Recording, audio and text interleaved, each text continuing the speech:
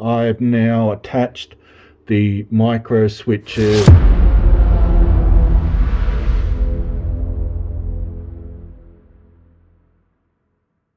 Welcome to the Escarpment.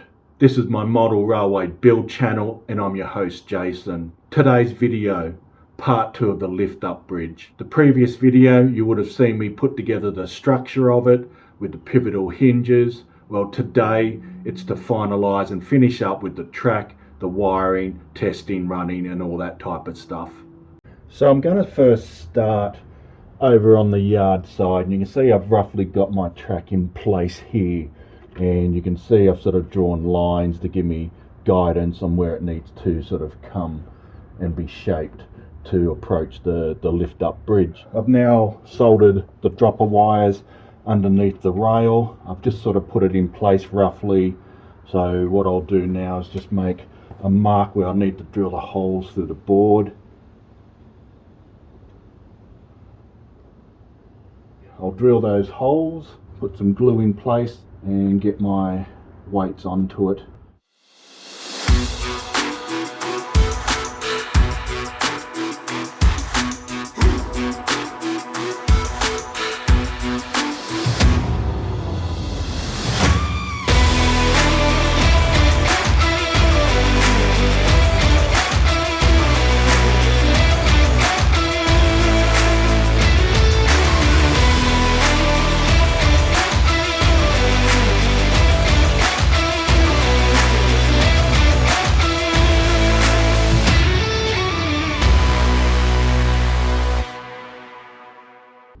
So ahead of there you can see where I've tapped into the main power bus and sort of ran the wires up to another connector here.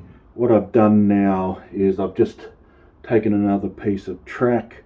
I've done a couple dropper wires to it. Now, because the standard size of the flex track isn't as long as the bridge, what I've decided to do is get another spare piece, and what I've done is soldered them together. No point put in another set of dropper wires. What I've done is I've cut this to length. I've got the dropper wires in, I've got the holes drilled in, they're all now poking through as you can see. So what I'm going to do now, carefully put the glue in and then get this end aligned. I don't have the luxury of having the rail joiners do the alignment for me.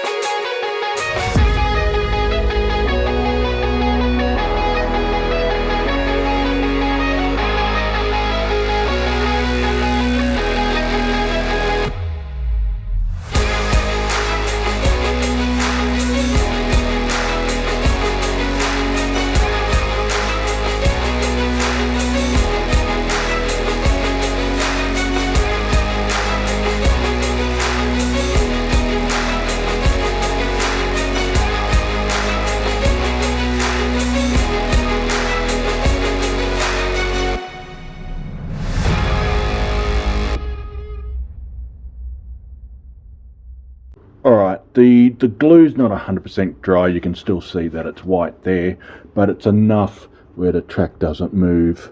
So what I thought I'd do is just quickly run a car over this area and just sort of see whether or not that's going to cause me any issues.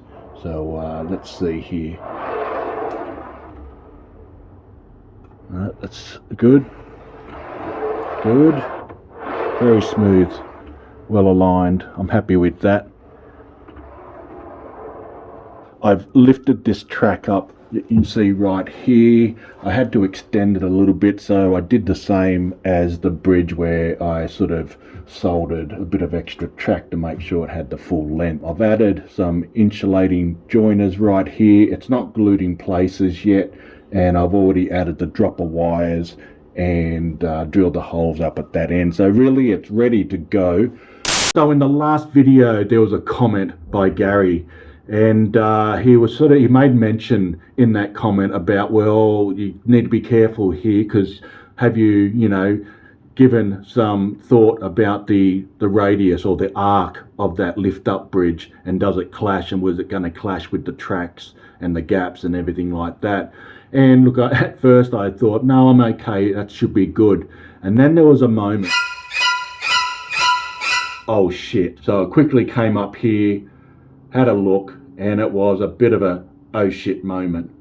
So let's cross over and see what I did. So when it came to the side where the pivotal hinges are, I did miscalculate, and I probably didn't think through this when I was putting it in. So I've sort of come back, had a good look at this. I came along, butted these two rails up side by side, and then obviously, yep, there was a few hiccups there, and I thought, okay, shit, do I need to go back and rebuild this bridge? But no, look, I sat down and had a good think about this, and if I lift the bridge here, what I had to do, and I haven't actually glued this track in yet, so I might just move this to the side for the moment, and as you can see there, the track was gonna hit that side of the board here, so I had to come back and cut out these two slots, and you can see there as the rail moves through them quite nicely. So I had to come back, just cut out those two minor slots, and that way that wasn't going to prevent the lift up bridge from folding up. Now, in saying that, one of the other little tweaks I had to do when this rail is put in place here, what I had to do, I couldn't just come in and do a standard 90-degree cut. And you can see there I had to come in and cut it at a 45-degree angle going that way. And then that way, that allows the rails on the bridge side to slide under those rails there and have clearance. And the gap is not that much really. When you look at it there, it's probably end up going to be about a millimetre gap. And that's enough for these rails to slide under and not to hit the other rails on the other side. So look, that turned out quite well. But in doing that, there was another compromise I had to make. So you can imagine, I finished with the bridge. I want to store it in its upright position. Well, as you can see here, there's going to be a time, and I can't show you all the way, but it's going to be a time when these rails will hit these rails here, and it's not going to be a complete 90-degree. It's really going to be around the maybe the 80-85 degree mark. So I had to come up with another solution, and this really was how, for one, I was going to fix it in the upright position, and I'll show you that in just one moment. But what I'm going to do is I'm just going to quickly go away, glue this side in. It's all wired up, ready to go. So I'm just going to glue that in, get that in place, and then I'll come back and show you the way I'm going to store it in the upright position. Not quite 90 degrees, but not too far off either. So this is the latching system that I've used. It's just one of those security door latches. I fasten it to the metal beam here. When it's down, I can just hang that chain there with this stopper here, just to make sure that I don't bring the bridge up too far where the rails down below are going to clash and bend, or little accidents like that. So anyway, that's a good stopper there, saved me from making that mistake. Bring it up, stopper there, latch it into that groove, and there it is, all fastened up, ready for next use. What we're going to do is go through the design of how I'm going to wire up this lift up bridge. In front of you, you can see the track here. So this side is basically the yard side. This middle piece here represents the lift up bridge, and then this one is for the Port Kembla South side. Now the main components here You can see up here on this side, on the yard side, is where I'm going to be taking the power from the main power bus. And that power that I'm going to take from there will just power just this section here. So the left side here and the right side here, they're both going to be insulated, meaning there's probably going to be roughly a metre of track, or 900 millimetres, probably the same size roughly of a piece of flex track, and they're going to be totally isolated, insulated from each of these ends. From there, the powering that's going to control the power to this track section here is going to be done by these two micro switches. Now they'll be attached to this side, but under the bridge, where the bridge will activate these arms on each of the micro switches. These sections of track do not connect to each other naturally. Obviously there's a gap because the lift up bridge has got to raise and lower. So I decided, instead of having a manual system, like once I put the bridge down, manually doing a manual connector with the power to each side, I thought, no, let's do it automatically through these micro switches. Now, in saying that, there's 3 prongs. Now, there's only going to be 2 prongs I'm going to use mainly. That's the common and then the normally open. So basically, when that's open, no power flows. And then once that activates the switch, power will flow through those 2 prongs of the micro switch. So each side's been divvied up. You can see the red color coding and the black color coding. And then what will happen is, to get these micro switches to automatically send power through these rails, I've still got to do something with this arm, because basically that arm is isolated to, I guess, the power ins and outputs of these micro switches. So what I plan to do is, just normally open, I'm going to solder another wire there and then send that wire to the arm. The arm is actually made from metal, so it'll transfer power. And then basically once that arm comes down, that will be opened up and power will flow through and energize these arms. So underneath the bridge, how I'm going to transfer that power, you can see here I've got 2 squares that will be attached under the bridge. Now these are brass square plates, and that's where these arms will make contact. So that area there is what's going to contact whether the power flows through or it doesn't. So basically, if the bridge is down, power will flow. If it's up, power will not flow because there'll be a break. This track on the bridge, it'll have 2 sets of dropper wires, one at the front here and one at the back. Now these ones will attach to the brass plate and send the power through the rails. The dropper wire from this side and that side will be attached together permanently, but with enough slack there so when the bridge is up, you know, it doesn't pull or rip out a wire or anything like that. Because I've got a meter, or close to a meter on each side, the majority of my locos, it will, you know, safeguard for them either falling off the edge or whacking into the bridge.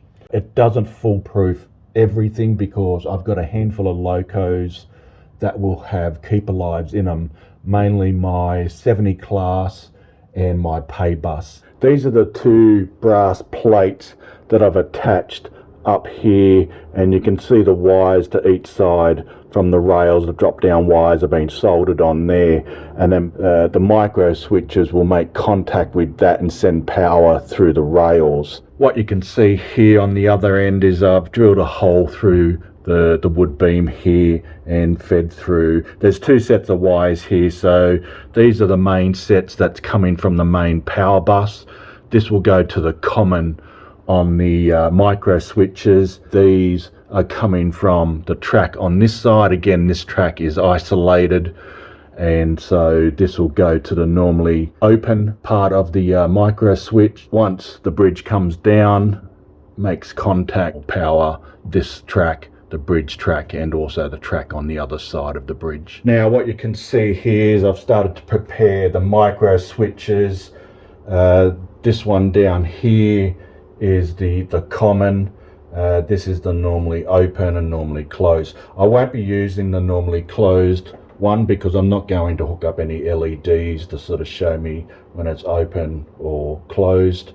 So basically I'll be using these two. So what will happen is this wire will have two micro switches, you can see here, and they will be on each side of the bridge, as you can see here, color coded: red rail, black rail. These bottom tags here are from the main power bus, ready to supply power. Now these wires here, as well as the track wires, will be attached to the normally open tag of these micro switches. Once that switch comes down, the bridge comes down, makes contact and pushes the switch down, that will then open up the power circuit. And you can see here what I've done, because these are sort of like a mild steel and I couldn't get a good solder onto it, so what I did was got some brass tape, taped it around it, then drilled a hole through it and then soldered it that way. So these brass contacts will make contact with what you saw on the other side with the brass plates, and that will allow the power to flow through. So just put the bridge down and away you go, power supplied. And the bridge comes up, no power supplied. I've now attached the micro switches, I've got them all wired up. So as mentioned earlier, the bottom wire here, the common, which is this one here, that comes from the main power bus, and that's both the black and the red here. And then these ones right here, which attach to this arm, as well as connecting this side of the track, they're connected to the normally open. And what that means is if I take, and you can see my multimeter up here, and it's open at the moment, if I cross these two, you'll see it's a short circuit, meaning power's flowing. So what I'm going to do is I'm going to attach this to the common. You can see when I attach it to the main arm, it is still open. As that bridge comes down, you can see a short, and in this scenario it just means power's flowing through that arm. And the same as this side. So put it into the common and onto the arm, it's open, there's no power flowing. Once that bridge comes down and activates the switch, the power flows. And so you can see here that bridge will come down and it will activate both those arms and send power from the bus to the track on this side, to the bridge, and to the far side as well. Got the track power all connected. I've got my voltmeter on AC, and you can see here there's no change, there's no power going through that track whatsoever. But if I take power bus where it connects to these micro switches, you can see roughly 15 volts are running through the power bus. And if I go to the track, nothing's connected there. Now what I'm going to do is bring down this bridge, which will then activate power, and you should see power in this track. Bring that down, and then what you should see now is 15 volts through this track. And you can see there, just under 15, same as it was, flowing through the micro switches. And then it should also activate power on the bridge, which is the same. I'll just quickly do the other side of the track, and that should also be showing 15 volts. So there you can see the other side of the track. Now this is on the other side of the bridge, so track power is connected. Now if I can just lift this bridge up a little bit, test the track on the bridge, nothing, so there's no power going there. So everything seems to be working well. So all that means now, track's back, the bridge back down, track should be seeing about 15 volts. There you go. So what I'm going to do is let it run through the point and onto this piece of track over here, and then hopefully if I lift this bridge, power should be cut. There you go. So the bridge is up, it cuts power to that track, and it allows me a little bit of safety there. So if I, running trains through here and I've forgotten I've got the bridge up, it should stop those trains.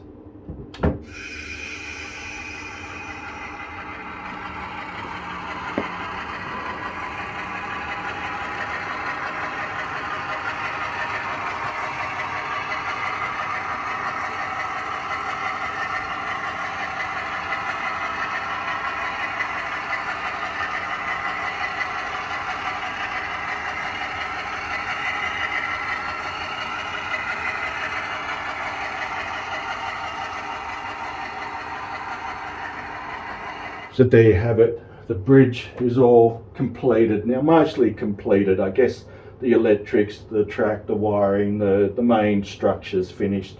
I may need to come back and do some cosmetics, but basically it's all ready to run.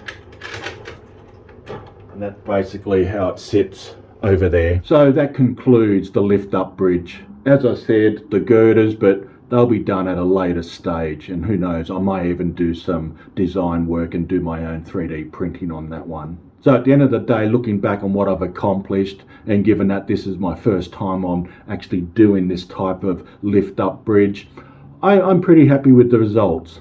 It does what it needs to do, and at the end of the day, it actually gives me a full-on golden spike.